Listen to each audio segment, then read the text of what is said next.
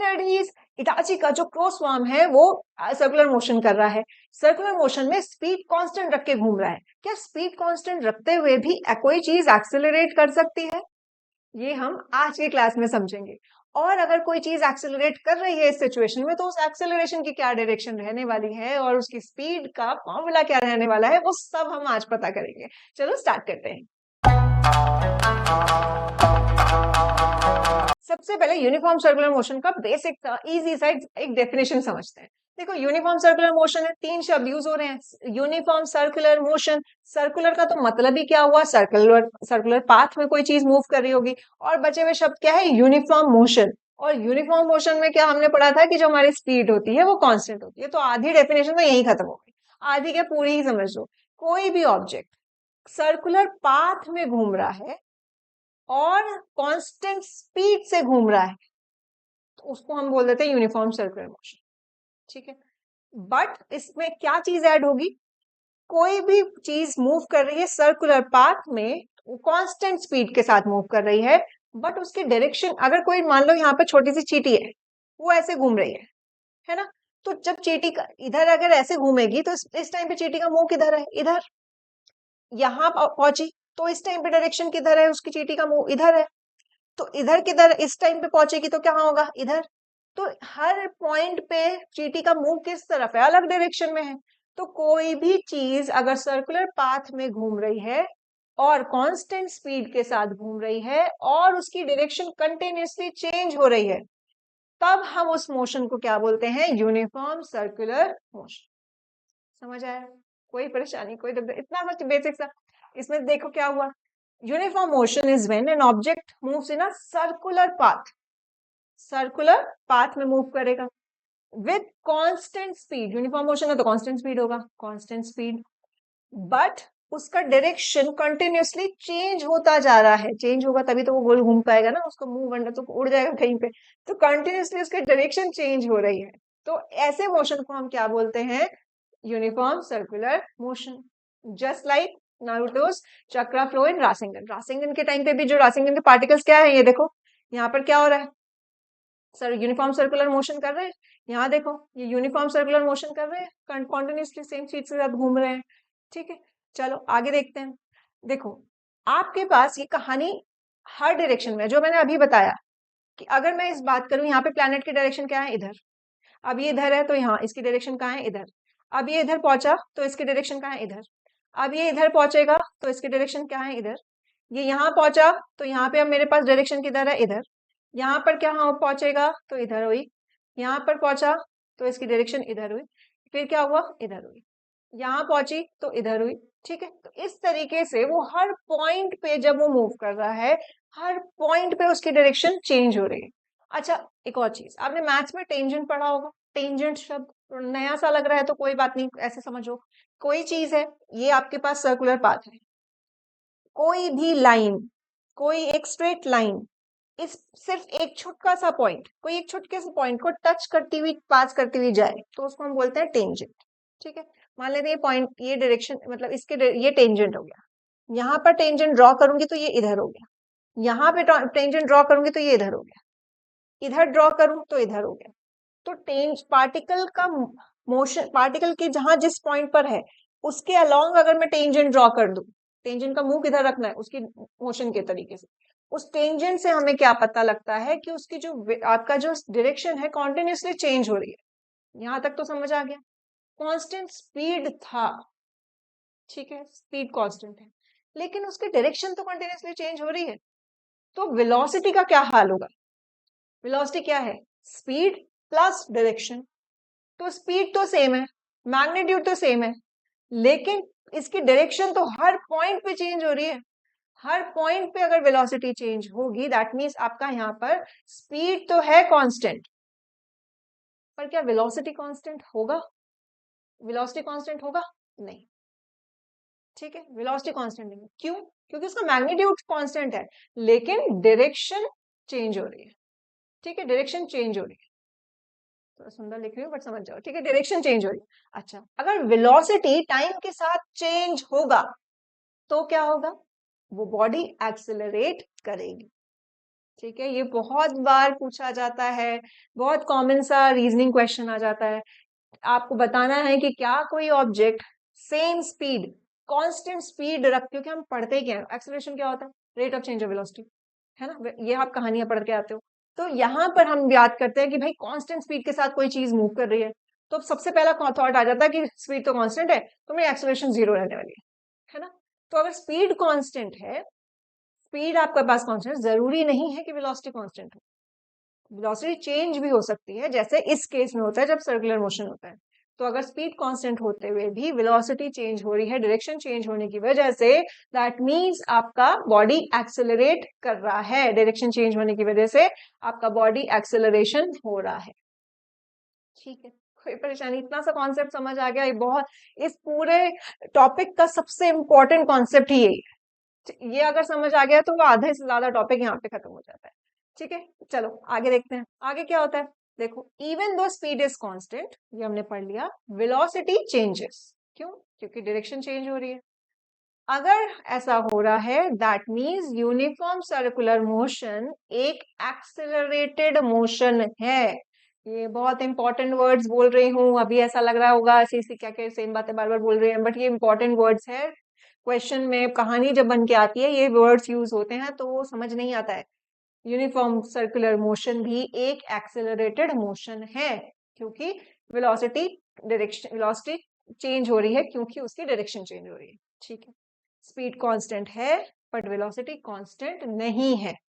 ठीक है जी, समझ आ गया इतनी सी बात। चलो आगे देखो, एक्सेलरेशन, अच्छा ये इंपॉर्टेंट है, ये तो हमें समझ आ गया कि एक्सेलरेशन हो रहा है, बट वो एक्सेलरेशन किस डायरेक्शन में हो रहा होगा, ये क्या कैसे पता लगेगा। यहाँ ये एक्सेलरेशन हो रहा है, यहाँ पर वेलोसिटी डायरेक्शन चेंज हो रही है कॉन्टिन्यूसली, लेकिन एक्सेलरेशन की डायरेक्शन कैसी रहने वाली है, हमेशा टूवर्ड्स द सेंटर।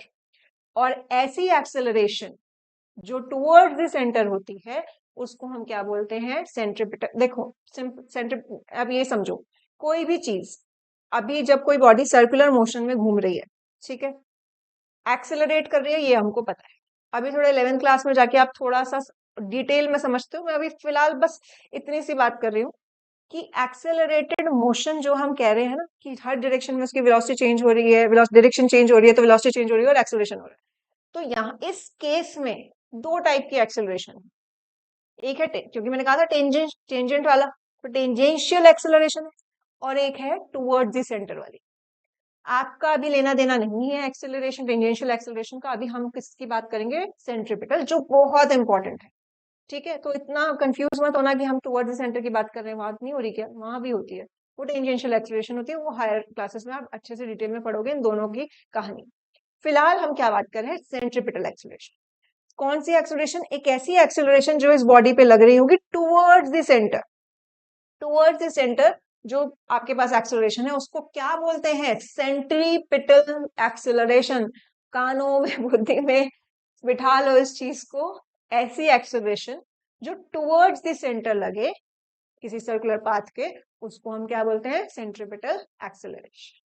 ठीक है, ये बहुत इंपॉर्टेंट एक्सेलरेशन होती है, क्यों, क्योंकि जितने भी प्लैनेट्स हैं, हमारा प्लैनेट हो गया, सैटेलाइट हो गया, कोई भी जो हमारे अर्थ के आसपास मून घूम रहा है, वो भी सेंट्रीपिटल एक्सेलरेशन कर रहा है।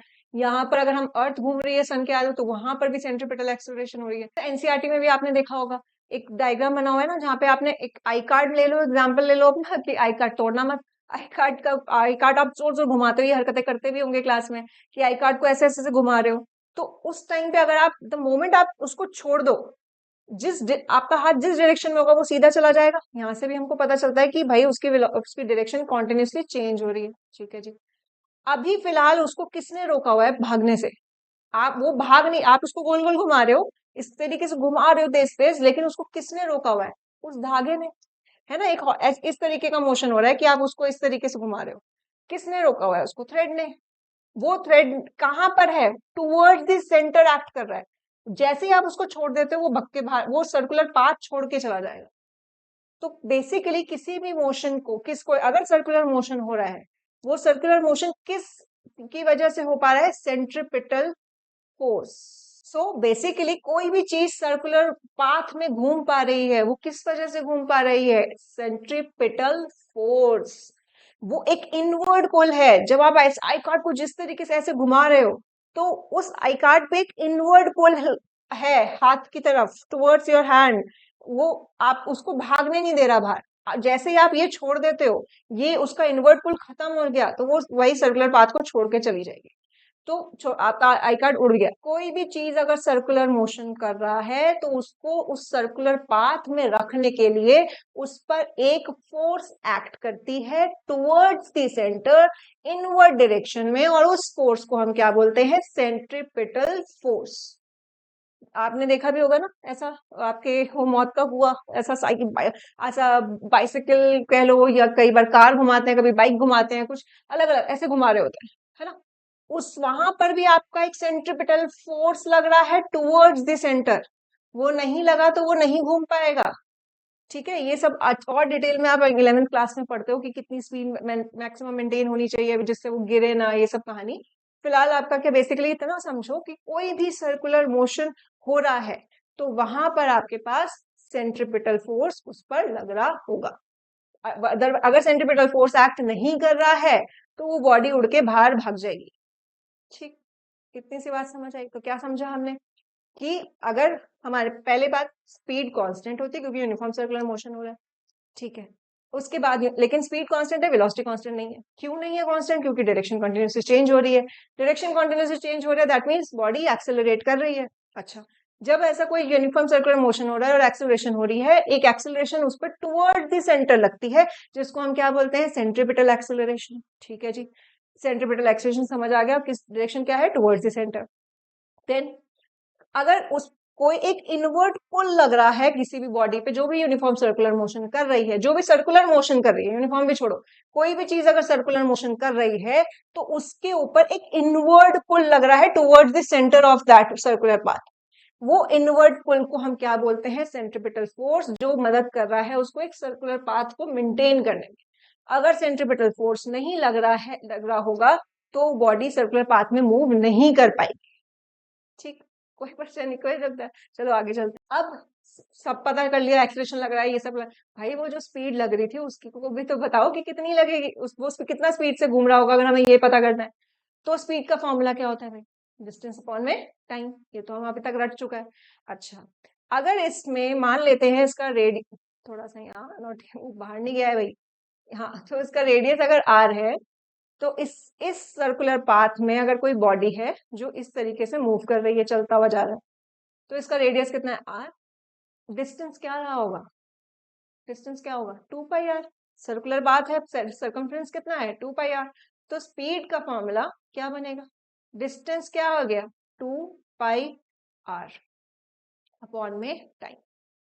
तो अगर सर्कुलर मोशन में हमें किसी बॉडी की स्पीड निकालनी है, तो आप क्या कर दोगे? बेसिक, देखो ऐसे रटने की जरूरत नहीं है, 2 पाई आर अपॉन में टाइम। आप बेसिक फॉर्मूला भी लगाओगे, कोई सर्कुलर मोशन में हो रहा है, डिस्टेंस अपॉन में टाइम, ये तो याद ही है। अब डिस्टेंस है तो सर्कुलर मोशन है, तो 2 पाई आर लगाओगे लगाओगे टाइम। ठीक है, कोई परेशानी, कोई दिक्कत? अच्छा, इसकी यूनिट कुछ अलग नहीं हो जाएगी, स्पीड है तो मीटर पर सेकेंड। ठीक, चलो क्वेश्चन देखते हैं। A car is moving in a circular track of radius 42 kilometre. Radius कितना गिवन है? 42 किलोमीटर। कोई सर्कुलर ट्रैक में मूव कर रही है, उसका रेडियस कितना है? 42 किलोमीटर। कैलकुलेटेड स्पीड, स्पीड निकालनी है। If it takes 8 hours in completing 1 revolution. 1 revolution, एक पूरा रेवोल्यूशन करने में उसको कितना टाइम लग रहा है? 8 घंटे। निकालना क्या है? स्पीड निकालनी है। ठीक है, फॉर्मूला क्या होता है स्पीड का?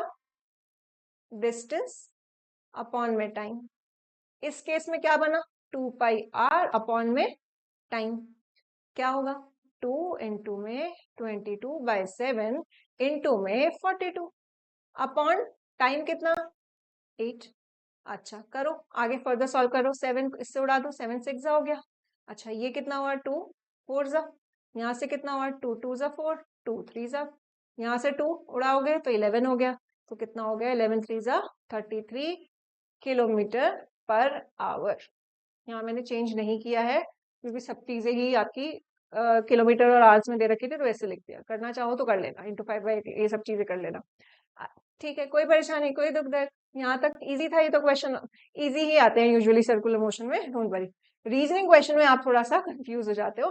देखो, state which of the following situation are possible, कौन सी सिचुएशन है जो पॉसिबल है, और अगर है तो आपको एक एग्जाम्पल देना है कि किस सिचुएशन में ये पॉसिबल होगा। ठीक है, क्या है? An object with a constant acceleration but with zero velocity, क्या ये पॉसिबल होगा?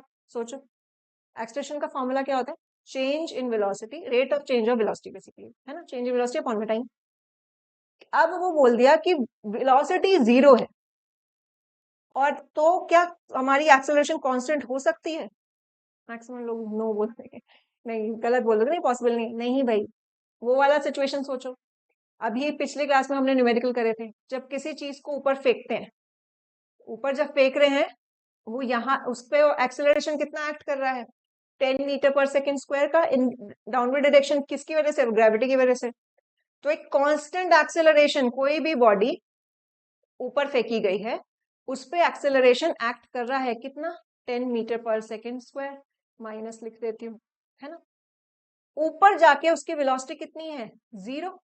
तो यहाँ पर जब यहाँ पर ऊपर वाली डायरेक्शन में है, इस पोजीशन में वो पहुंच गया है ऑब्जेक्ट, तो यहाँ पर जब यहाँ से फेंका ऊपर पहुंच गया है, तो मेरी वेलोसिटी तो जीरो है, तो क्या अब उस पर एक्सेलरेशन नहीं लग रही होगी? अब ग्रेविटी कहते कि मैं तो नहीं खेल रही क्योंकि वेलोसिटी जीरो हो गया, ऐसा नहीं है ना। वेलोसिटी जब फाइनल पोजीशन पे ऊपर पहुंचा है, जहां पे वेलोसिटी जीरो हो गई, उस टाइम पर भी उसके ऊपर एक्सेलरेशन लग रही है, कांस्टेंट एक्सेलरेशन लग रही है 10 मीटर पर सेकेंड स्क्वायर की। ठीक है, तो आप क्या लिखोगे? This it is possible when we throw any object in upward direction. ठीक, चलो आगे देखते हैं। An object moving with an acceleration but with uniform speed, ये तो आप ये भी पढ़ा। कोई ऑब्जेक्ट है जो जिसकी कुछ एक्सेलरेशन है, लेकिन वो यूनिफॉर्म स्पीड के साथ कर रहा है, तो ये पॉसिबल है जब कोई भी बॉडी यूनिफॉर्म सर्कुलर मोशन कर रहा हो।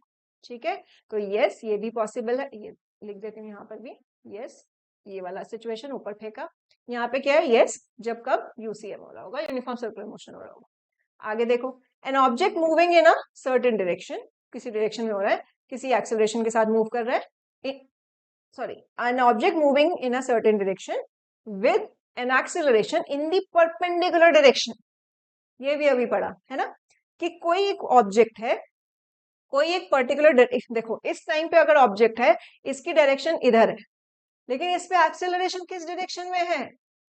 Towards the centre. और ये तो मैथ्स में भी पढ़ा होगा, ये क्या है बेसिकली? परपेंडिकुलर मतलब क्या है? दो चीजें आपका 90 डिग्री एंगल पे, है ना। तो यहाँ पे वेलोसिटी क्या है? इस तरीके से टेंजेंट क्या लॉग है, और एक्सेलरेशन क्या है? Towards the centre, towards the centre आपके पास आ रहा है, तो एक्सेलरेशन कैसी है? परपेंडिकुलर, ये आपका v इस डायरेक्शन में। ठीक है, तो आपका कोई चीज जब सर्कुलर मोशन कर रही है, उस टाइम पर भी आपका सर्कुलर मोशन है बेसिकली, ये पॉसिबल है, ये भी पॉसिबल है। ठीक है, कोई परेशानी, कोई दुख दर्द। So this completes your chapter, आपका पूरा मोशन का चैप्टर कंप्लीट होता है। जिसने कोई भी बीच में से उठकर आया है, जिसने बीच में वीडियोस देखनी स्टार्ट करी है, सो आई सजेस्ट कि मोशन की प्रॉपर पूरी जो प्लेलिस्ट है आपकी चैनल, यहाँ पे चैनल पे दिया हुआ है, उसको प्रॉपर सीक्वेंस में एक बार जरूर देखें, एंड देन आप क्वेश्चंस जो भी गिवन है उनको जरूर अटेम्प्ट करें। मैक्सिमम क्या, सभी सारे एनसीईआरटी न्यूमेरिकल्स मैंने यहाँ पे सॉल्व करवाए हैं। चलो नेक्स्ट क्लास में एक क्विक रिवीजन लेंगे, क्विक वन शॉट कवर करेंगे इस चैप्टर का, लेकिन उससे पहले रिवीजन जरूर करके आना, इन क्वेश्चंस को जरूर अटेम्प्ट करके आना। ऑलराइट, योर फिजिक्स बुक आगे साइनिंग ऑफ, बाय।